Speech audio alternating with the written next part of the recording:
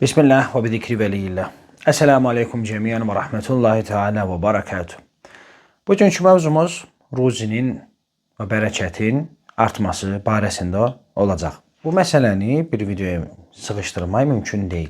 Çünki bu barədə olan nəs, yəni rəvayətlər həddindən artıq çoxdur.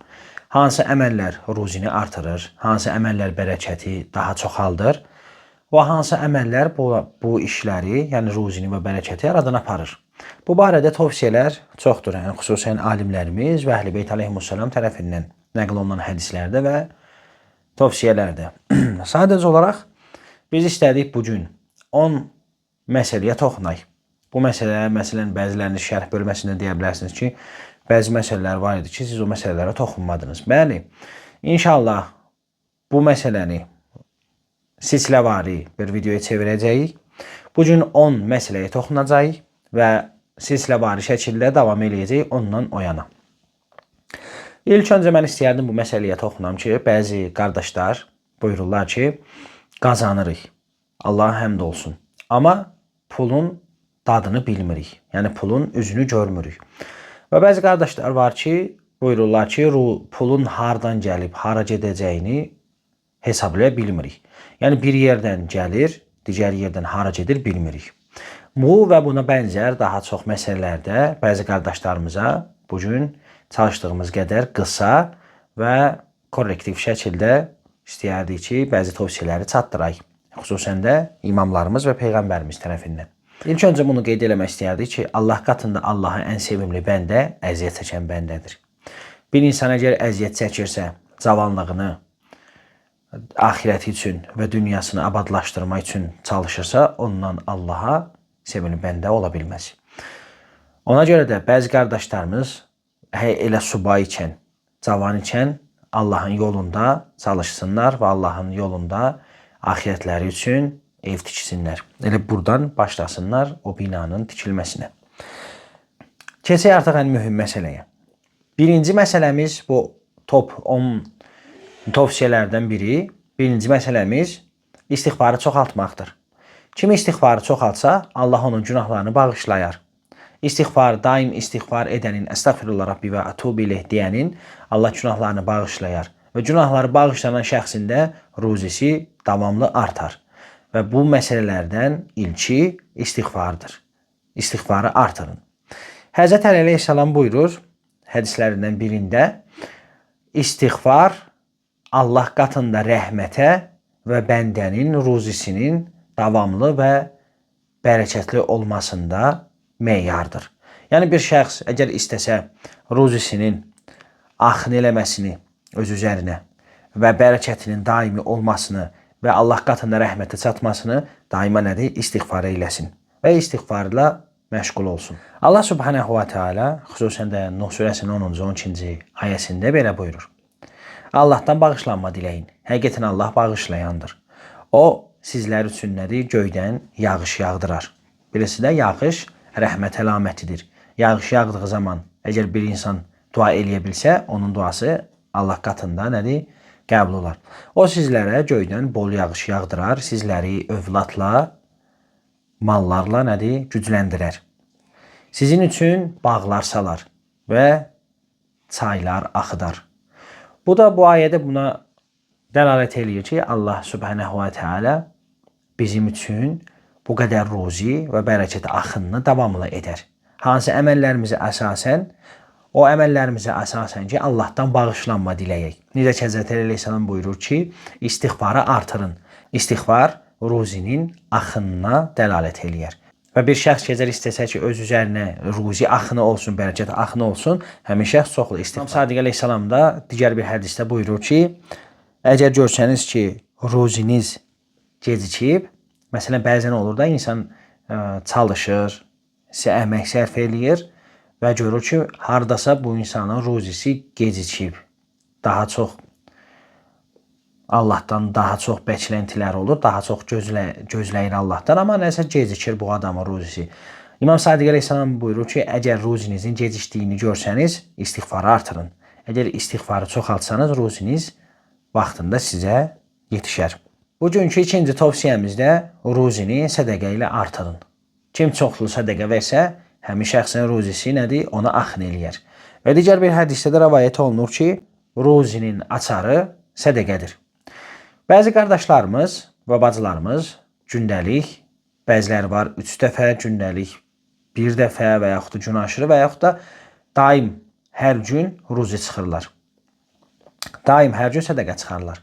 Məsələ burasındadır ki, əksər fəqihlərimizin də rəyi budur ki, sədəqəni çalışın, əldən ələ verin. Yəni, bəzi qardaşlarımız var, onlar sədəqə qutusuna sədəqə salırlar. Bunu Allah görür və Allah sənin nədir? Sədəqəni qəbul edir. Bu öz yerində. Bundan işim yoxdur. Sadəcə olaraq, əgər sən istəyirsənsə də sədəqən daha təsirli olsun və sədəqənin cavabı daha tez gəlsin, çalış sədəqəni əldən ələ ver. Əgər əldən ələ versəniz sədəqələrinizi, Allah sizin o sədəqələrinizi tez bir zamanda qəbul eləyər və sizi onun müqabilində nədir? Ruzi, bərəkət əta eləyər. Bunu da qeyd edeyim ki, əziz qardaşlar, mövzudan kənara çıxmamaq şərti ilə, bəzən biz elə düşünürük ki, ruzi, bərəkət, Allahdan ruzi, bərəkət istədiyimiz zaman əslində pul istəyirik. Çox elə bilər ki, pul. Xeyr, qardaşlar. Pul çox şey ola bilər, amma hər şey deyil. Misal, bizim sağlam olmağımızın özü böyük bir nemət deyilmi? Bunun özü bir ruzi, bərəkət deyilmi bizim üçün? Övladlarımızın sağlam olması, ata-anamızın sağlam olması. İnsan bir şey əldə etmək istədiyi zaman daima onun barəsində, onun haqqında çalışar ki, onu nədir? Əldə eləyə bilsin. Bəs əgər bizim Allah sağlamlığımızı, hansısa günahlarımıza görə sağlamlığımız aradan getsə, onu hansı ruzi ilə, hansı bərəkətlə qaytara bilərik? İlla ki, Allah. Çünki Allah özü buyurur ki, xəstələndiyim zaman məni nədir? Mənə şəfa verən odur.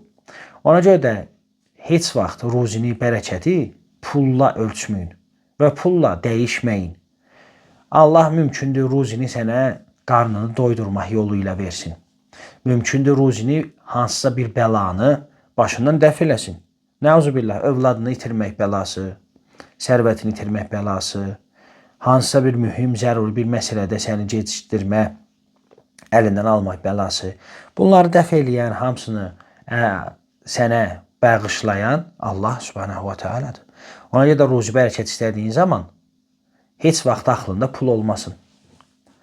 Daima müşküllərini həll etmək üçün o müşküllərin ki, aradan getməsi lazımdır. O müşküllərin üçün dua elə.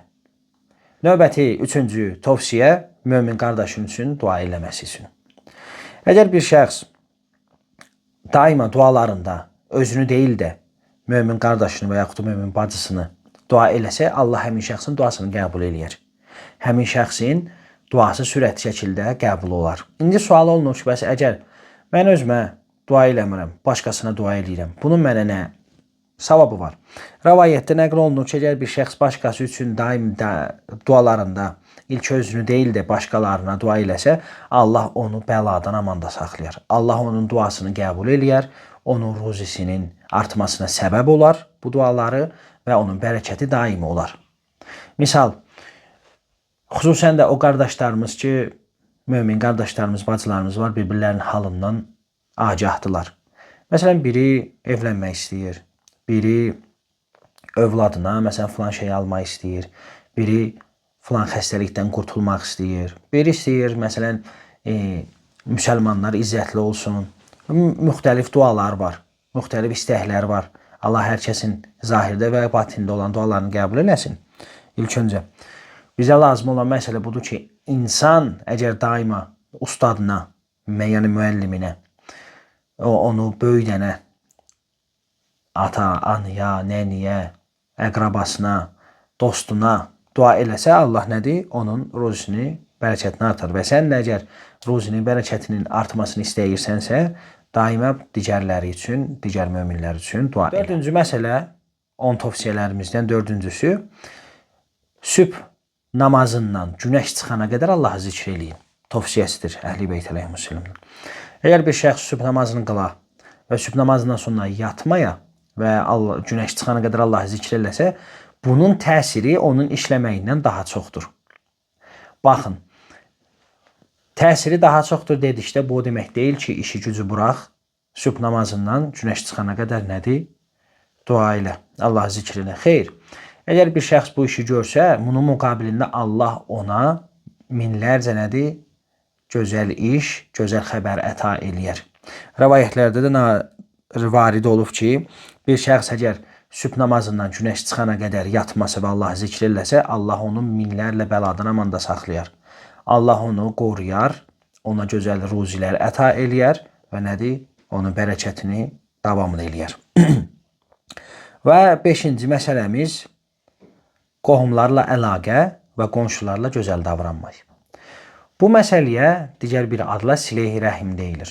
Silə-i rəhim rəvayətlərdə də məşhurdur və varid olunub. Bu barədə çoxlu rəvayətlər var ki, kim qohumları ilə əlaqəni saxlasa, Allah onun nədir? Əlaqəsini özü ilə kəsməz.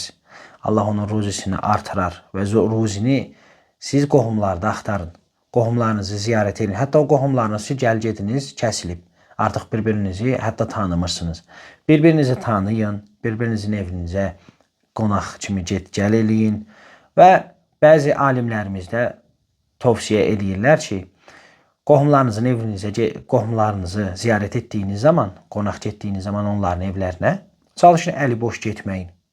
Əlinizdə nəsə aparın. Bu gün təəssüflər olsun günümüzdə əlində nəsə aparmaq, qohumların evinə ziyarət etmək artıq utanmaq obyektinə çevrilib. Məsələn, biri rəvayətlərdə var ki, məsələn, çörək alın, məsələn. Gündəlik o şeylərdən ki, istifadə edirsiniz, onlardan aparın. Məsələn, biri bu gün qohumunun evinə çörək alıb aparsa, nədir? Utanar. Deyər, yaxşı olmaz. Və yaxud da qonaq yəsi deyər, bizim məcə çörəyimiz yoxdur və s. Düşüncələr fərqlidir. Amma bu gün, məsələn, bəzi şeylər təbdil olub bəzi şeylərə. Bu gün, məsələn, vaxtilə tövsiyə olunurdu, çörək alınsın, yağ alınsın, düyü alınsın. Qonağın evinə getdiyim zaman onlar bu gün artıq nədir? Şirniyyata təbdil olunub. Əgər bir şəxs qohumları ilə əlaqəni kəsməz və artırar və daim qohumlarını ziyarət eləsə, Allah ona saysız, hesabsız ruzi bərəkət əta eləyər. Və davamında buyurur ki, qonşularla gözəl davranmaq. Kim qonşuları ilə gözəl davransa, Allah da axirətdə nədir? Onu gözəl insanlarla qonşu eləyər. Övliyalarla qonşu eləyər. Məsələn, biri deyə bilər ki, şərh bölməsində qonşu ilə gözəl davranmayın nə mənası var? Mənası budur ki, hətta kafir belə olsa qonşun, axirətdə nədir? O sənə iqrar edəcək öz dili ilə ki, soruşturduğu zaman bu insan sizinlə necə qonşu olub? Həmin şəxs kafir belə olsa deyəcək ki, biz ondan nədir? Yaxşılıqdan başqa bir şey görmədik. O daim bizi ziyarət eləyərdi, daim salamlayardı və daim bizlərə nədir? Kömək eləyərdi. Məsələn, bu gün gözəl qonşuluqlardan da biri budur ki, bir-birlərinə el dili ilə desək, hay eləmələri, bir-birlərinə kömək, dayaq durmaları. Məsələn, birinin evində gözəl yemək bişdiyi zaman qonaq çağırması, dəvət eləməsi. Bunların hamısı nədir? Gözəl əlaqə, gözəl əxlaqa daxildir. Və hər biri üçün xüsusi bir rəhmət vardır. 6-cı məsələmiz ruzinin artmasında tövsiyə olunur ki, o şeylər ki, ruzi bərəkətin qarşısını alır, o günahlar ki, bu məsələləri dibindən kəsir, onlardan kəsinmək. Hansı məsələlərdə, hansı günahlarda ruzi bərəkətin qarşısını alan günahlar? Birinci məsələ qumar. Bir şəxs əgər qumar oynasa, haram iş görsə, Allahın qovluna, sözünə qarşı çıxsa, Allah həmin şəxsdən ruzisini və bərəkətini götürər. İkinci məsələ zina eləmək. O şəxslər ki, məsələn, nikah eləməyi özlərinə ağır bilirlər, nikahı məsxərə edirlər, müxtəlif adlarla, müvəqqəti nikah ola bilməz. Bu bir məsxərədir və yaxud da daimi nikah. Heç özləri də bilmirlər nə edirlər, amma zina edirlər. İş zinaya gəldiyi zaman nədir? Gözlərinin isə görünmür. Allah o şəxslərdən nədir? Ruzi bərəkəti kəsər. Bir şəxs əgər göz zinası etsə, naməhrəmə baxsa, naməhrəmə əl versə, yəni o şeylər ki, məhrəm, sənə məhrəm deyil, o şeylər ki, gördüyün zaman, o əməli etdiyin zaman zina sayılacaq, bunlar nədir? Ruzi bərəkətin qarşısını alar. Və həmçinin qeybət. Bir insan əgər qeybət eləsə, qadın, kişi fərq eləməz. Mömin qardaşının, mömin bacısının hansısa cəmiyyət içində və digər möminlər yanında onun haqqında suizənlə yaxınlaşsa, onun haqqına girsə, Bu da həmçinin nədir? Ruzini, bərəkəti aradan artırar və ona bəla səbəbi olar. Necə ki, digər günahlarda qeyd elədik. Və 7-ci məsələ ki, qeyd elədik. 7-ci məsələmiz yemək yedirtmək. Məsələn, bir kasıbı, bir yoxsulu yeməklə nədir? Təmin eləmək. Onun zərurətini, tələbatını aradan aparmaq. Əgər bir şəxs bir kasıbı yedirtsə, onu doyduzdursa, Allah Teala bu barədə çox şiddətli bir hədis var. Həmin şəxs əgər doysa və o şəxsi yedizdirsə, həmin şəxsə Allah elə sürətli bir ruzi bərəkət verər ki, onun axını, ruzisinin artımı bıçaqdan belə nədir? Kəskin olar. Ona görə də çalışın, kasıbları daima yedizdirin, kasıblara daima süfrənizə dəvət eləyin və onları doydurun. Onları doydurun ki, Allah da sizi ruzi yolu ilə doydursun. Növbəti məsələmiz də 8-ci məsələ oldu, əmanətdarlıqdır. Bu barədə müxtəlif hədislər var. Kim əmanətə layiqincə gözü kimi baxsa, istəyir bu əşya olsun, istəyir bu şəxs olsun, istəyir bu söz olsun. Mümkündür biri sənə bir söz verib, söz danışıb və o söz səndə əmanətdir. Kim o əmanətə gözü kimi baxsa, Allah onun ruzisini, bərəkətini artırar və möminlər arasında da əmanətdar sayılsa, o şəxsin nədir? Bərəkəti daimi olur. Yox, əgər bir şəxs əmanətə xəyanət etsə, istəyir bu əşya olsun, istəyir hansısa da bir buna verilən sözü, yanında danışılan sözü ifşa eləsin, artıq nədir? Həmin şəxsin ruzisi də, bərəkəti də aradan gedər və həmin şəxs möminlər arasında xəyanətkar sayılar. 9-cu məsələ ki, bu barədə videoda çəkmişdik, evlilik məsələsidir. Nikah. Allah subhanahu və teala evlilik məsələsində xüsusi bir ruzi və bərəkət inayət etmişdir. Hədislərimizdə də, rəvayətlərimizdə də qeyd elədik ki, digər videomuz da var, bu barədə evlilik videomuz. Evliliyin mənfəətləri, orada çoxlu hədislər rivayət etdik, onlardan da biri nə idi? Əgər yadınızda qalmışdısa, orada qeyd eləyir ki, İmam Sadiqdən də səhif eləmirəmsə də hədis buyurur ki, İltəmisur rizqa bin nikah, özünüzə rizq, yəni ruzi libası geyindirin. Hansı libasdır o ruzi libası? Necə geyinək biz o ruzi libasını? İmam buyurur ki, evlənməklə, nikahla. Bir şəxs əgər nikah evlənsə, Allah onun ruzisini artırar. Bir şəxsin əgər övladı olsa, Allah onun ruzisini qat-qat artırar və bərəkətini də daim eləyər. Ona görə də o şəxslər ki, evlidirlər, onların duaları, onların əməlləri daha güclü sayılır, nəinki bir subay şəxsin duasından və əməlindən. Onlar ki, evlidirlər və qorxurlar onların ruzilərinin, bərəkətlərinin azalmasından, övlad dünyaya gətirmirlər və yaxud da bəzi xeyir işlərdən çəkinirlər. Bu iş Allah subhanahu və teala'ya müxalif olan bir məsələdir. Ona görə də Allahdır sizin ruzinizi verən, övladlarınızın da və işlərinizdə sizi nədir? Sabit qədəm eləyən. Və sonuncu, 10-cu məsələ ki, video uzun olmasın, valideynlərə qarşı rəhmətli olmaq. Valideynlərinə qarşı gözəl davranmaq. Valideynlərinə qarşı tərbiyəli olmaq. Kim valideynlərinə qarşı gözəl əxlaq görsətsə, Allah onun əxlaqını artırar. Ruzisini də artırar, bərəkətini də. Allah Quranda buyurur ki, onlar sizin kiçik Rəblərinizdir. Yəni, onlar sizin kiçik, belə deyək də, tərbiyə edənlərinizdir. Onlara əmanət kimi, əmanətdar kimi davranın. Onlar sizin əmanətinizdir, ata da, ana da. Onlara gələk nədir? Hörmətlə yanaşasan, onlara gələk nədir? Uf, belə deməyəsən. Allah Quranda buyurur, ataya, anaya, valideynə uf, belə demək olmaz. İndi məsələn, burada bəzi rəvayətlər var ki, istisnai məsələlər burada tədaxülü yoxdur. Necə? Məsələn, Həzrət Əli Əleyhisselam bir hədisi var, buyurur ki, kim o valideyn ki, övladını məcbur edə, ona qarşı çıxmağa, Allah o valideynlərə lənət eləsin. Məsələn, var da günümüzdə bu, Allaha qarşı çıxan valideynlər daim istəyirlər, məsələn, övladları, məsələn, bu gözəl yolla məşğul olmasın.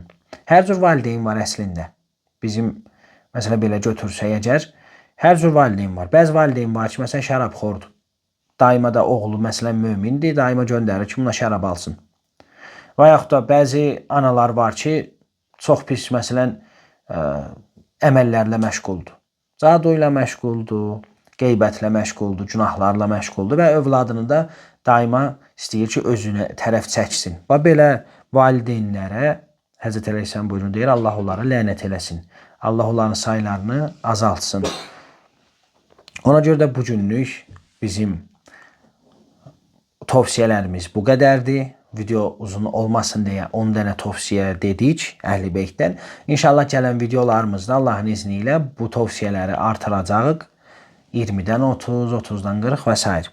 Ona görə də Allah hər bir şəxsin ruzisini artırsın və Allah hər bir şəxsin bərəkətini daim eləsin. Esselamu aleykum cəmiyyən və rəhmətullahi teala və barakatuhu.